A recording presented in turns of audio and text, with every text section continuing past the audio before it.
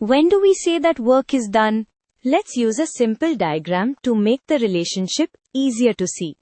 Physics में work का idea तब आता है जब कोई फोर्स एक्चुअली ऑब्जेक्ट को मूव करवा दे। सिर्फ पुश करना या फोर्स लगाना इनफ नहीं होता, डिस्प्लेसमेंट भी होना चाहिए।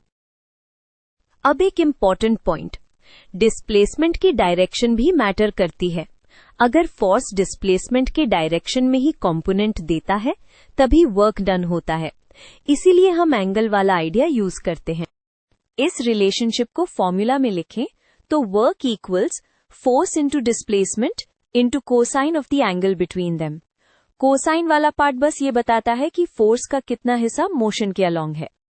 ये एंगल फैक्टर डायरेक्शन को अकाउंट करता है। अब क्विक चेक्स, अगर डिस्प्लेसमेंट 0 है, जैसे वॉल को धक्का दे रहे हों और वॉल मूव नहीं होती, तो वर्क डन 0 होगा। और अगर फोर्स डिस्प्लेसमेंट के परपेंडिकुलर हो, जैसे सर्कुलर मोशन में सेंट्रीपिटल फोर्स, तब भी वर्क डन 0 होता है। तो फाइनल लाइन याद रखो, वर्क तब कहा जाता है जब फोर्स लगने से ऑब्जेक्ट में डिस्प्लेसमेंट हो और फोर्स का कोई कंपोनेंट डिस्प्लेसमेंट की डायरेक्शन में हो। बस इतना ही कॉन्सेप्चुअली कंप्लीट है।